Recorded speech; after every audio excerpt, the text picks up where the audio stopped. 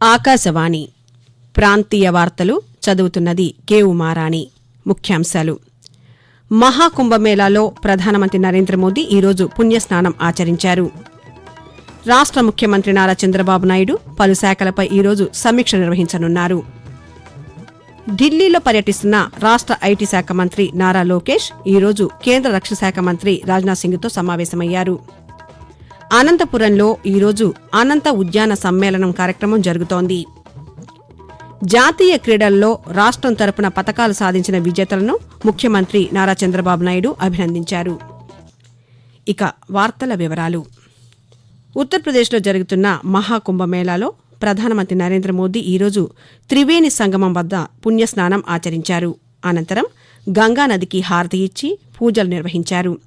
ఈరోజు ఉదయం ప్రయాగరాజ్ చేరుకున్న ప్రధానమంత్రి అరైల్ ఘాట్ నుంచి బోట్లో ప్రయాణిస్తూ స్నానాలు ఆచరించడానికి వచ్చిన భక్తులకు అభివాదం చేశారు. ప్రధానమంత్రి వెంట ఉత్తరప్రదేశ్ ముఖ్యమంత్రి యోగి ఆదిత్యనాథ్ ఉన్నారు. జనవరి 13వ తేదీన ప్రారంభమైన మహాకుంభమేళాకు మన దేశంతో పాటు విదేశాల నుంచి భారీ సంఖ్యలో భక్తులు హాజరవుతున్నారు. ఫిబ్రవరి 26 వరకు ఈ వేడుక జరగనుంది. ఇప్పటి వరకు 38 కోట్ల మంది పుణ్యస్నానాలు ఆచరించినట్లు ఉత్తరప్రదేశ్ ప్రభుత్వం ప్రకటించింది. రాష్ట్ర ముఖ్యమంత్రి నారా చంద్రబాబు నాయుడు అమరావతిలోని రాష్ట్ర సచివాలయం నుంచి ఈరోజు పలు ప్రభుత్వ శాఖలపై సమీక్ష నిర్వహించనున్నారు.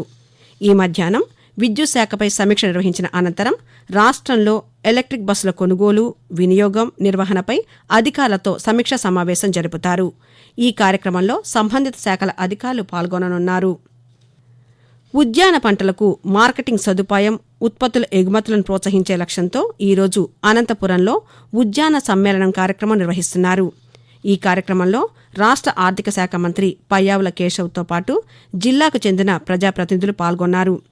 పలు జాతీయ, అంతర్జాతీయ సంస్థలు ఏర్పాటు చేసిన స్టాళ్లను మంత్రి ఈరోజు పరిశీలించారు. ఈ సందర్భంగా ఆయన మాట్లాడుతూ రైతులకు శాస్త్ర సాంకేతిక పరిజ్ఞానంలో అవగాహన పెంపొందించడం, రెండింతలు ఆదాయం రైతుకు కల్పించడం ఈ కార్యక్రమం ముఖ్య ఉద్దేశమన్నారు. ఈ సందర్భంగా అరటి, టమాటా, మిరప, మామిడి ఉత్పత్తుల ఎగుమతులు, రవాణా విధానాలపై చర్చలు, సహకార ఒప్పందాలు జరుగుతాయని అధికారులు తెలిపారు. ప్రతి వాహనదారుడు తప్పనిసరిగా రహదారి భద్రతా నియమాలను పాటించాలని తిరుపతి ప్రాంతీయ రవాణా అధికారి కె మురళీమోహన్ తెలిపారు. తిరుపతిలోని ఆర్టీఓ కార్యాలయంలో పాత్రికేయులతో ఆయన ఈరోజు మాట్లాడుతూ జనవరి 16వ తేదీ నుండి ఈ నెల 15వ తేదీ వరకు నిర్వహిస్తున్న రహదారి భద్రతా మాసోత్సవాల్లో భాగంగా వాహనదారులకు పలు అవగాహన కార్యక్రమాలను చేపడుతున్నామని తెలుపుతూ ప్రతి నిత్యము కూడా రహదారి భద్రతపై ఇదొక నిరంతర బాధ్యతగా గుర్తెరిగి మేమంతా కూడా రెగ్యులర్ గా ప్రతి ఒక్క కళాశాలలో అట్లాగే స్కూల్స్ లో కూడా విద్యార్థులకి అవగాహన సదస్సులు నిర్వహిస్తున్నాము.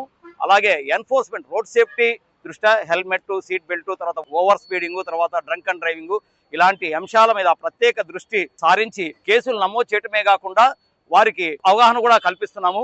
నెక్స్ట్ స్కూల్స్ లో కూడా క్విజ్, ఎస్ఏ రైటింగ్స్ నిర్వహించబోతున్నాము. తద్వారా ఈ యొక్క ప్రచారాన్ని విస్తృతం చేయాలని చెప్పేసి రవాణా శాఖ వారి ఉద్దేశము. పోలీస్ సిబ్బంది సంక్షేమంలో భాగంగా వైఎస్సార్ జిల్లా పోలీస్ శాఖ ఆధ్వర్యంలోని పలు విభాగాలను జిల్లా ఎస్పీ ఈజీ అశోక్ కుమార్ నిన్న పరిశీలించారు. పోలీస్ ట్రాన్స్పోర్ట్ విభాగం అధికారులకు పలు సూచనలు చేశారు. పోలీస్ వెల్ఫేర్ స్పోర్ట్స్ సూపర్ మార్కెట్ను సందర్శించి నాణ్యమైన వస్తువులను పోలీసులకు అందించేందుకు తగిన చర్యలు తీసుకోవాలని ఆదేశించారు. అనంతరం పోలీస్ జిమ్ను, పోలీస్ సంక్షేమ ఆసుపత్రిని పరిశీలించారు. వ్యాధుల నివారణ చర్యల్లో భాగంగా కలుషిత నీరు సరఫరా కాకుండా దెబ్బతిన్న పైపులను గుర్తించి మరమ్మతులు నిర్వహించాలని ప్రభుత్వం నిర్ణయించింది. రాష్ట్ర సచివాలయంలో నిన్న వైద్య, ఆరోగ్య, విద్యాశాఖల అధికారుల సమావేశమై కలుషిత నీటి సరఫరా, వ్యాధుల నియంత్రణకు తీసుకోవాల్సిన చర్యలపై చర్చించారు. సమావేశంలో వైద్య ఆరోగ్య శాఖ ప్రత్యేక ప్రధాన కార్యదర్శి ఎంటీ కృష్ణబాబు, పంచాయతీరాజ్ శాఖ డైరెక్టర్ కృష్ణతేజ, మున్సిపల్ శాఖ అధికారులు పాల్గొన్నారు. ఆకాశవాణి ప్రాంతీయ వార్తలు వింటున్నారు.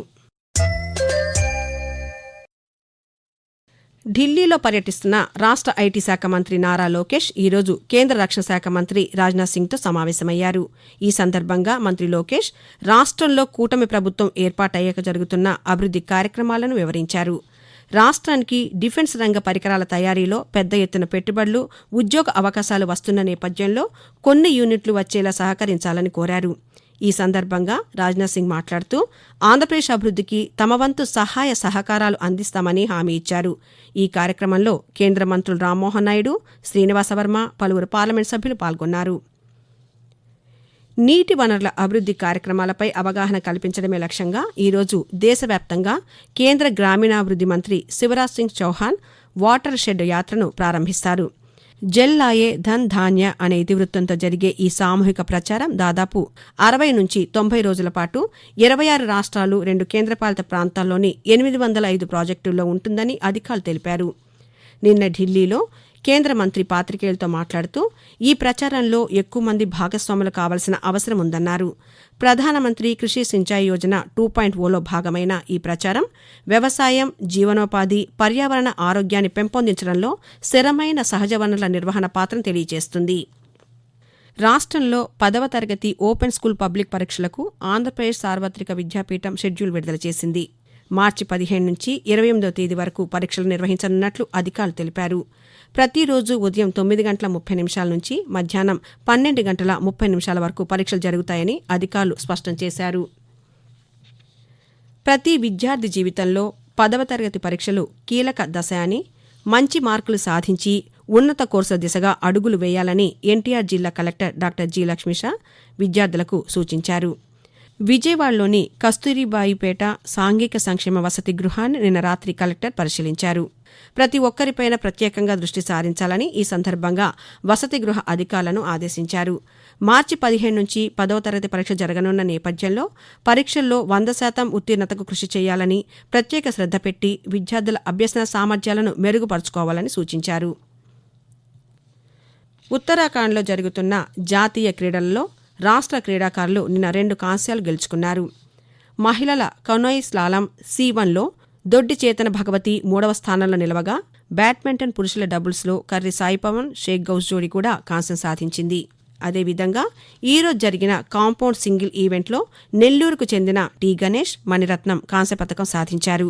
జాతీయ క్రీడల్లో అత్యుత్తమ ప్రదర్శన కనబర్చిన క్రీడాకారులను ముఖ్యమంత్రి నారా చంద్రబాబు నాయుడు, రాష్ట్ర మంత్రి నారా లోకేష్ అభినందించారు.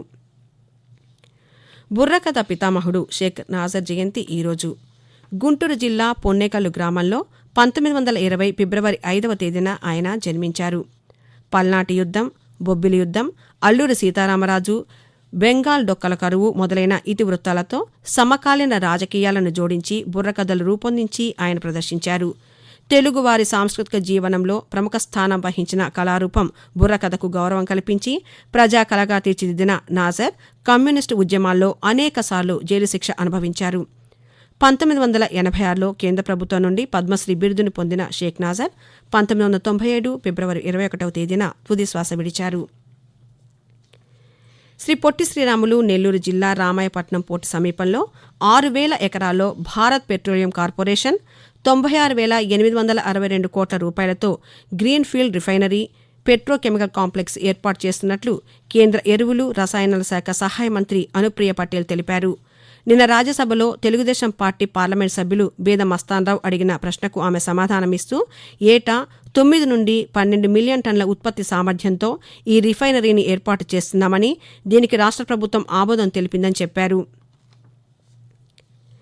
గత నెల 22 నుంచి 29వ తేదీ వరకు జరిగిన జేఈఈ మెయిన్స్ తొలి విడత పేపర్ 1 పరీక్షల ప్రాథమిక కీ నిన్న విడుదలైంది. దీనిపై అభ్యంతరాలను రేపు రాత్రి 11:50 పంపవచ్చునని జాతీయ పరీక్షల సంస్థ ఎన్టీఏ తెలిపింది. ప్రాంతీయ వార్తలు ముగించే ముందు ముఖ్యాంశాలు మరోసారి. మహాకుంభమేళాలో ప్రధానమంత్రి నరేంద్ర మోదీ ఈరోజు పుణ్యస్నానం ఆచరించారు.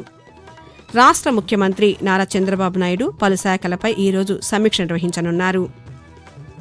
ఢిల్లీలో పర్యటిస్తున్న రాష్ట్ర ఐటీ శాఖ మంత్రి నారా లోకేష్ ఈరోజు కేంద్ర రక్షణ శాఖ మంత్రి రాజ్నాథ్ సింగ్తో సమావేశమయ్యారు. అనంతపురంలో ఈరోజు అనంత ఉద్యాన సమ్మేళనం కార్యక్రమం జరుగుతోంది.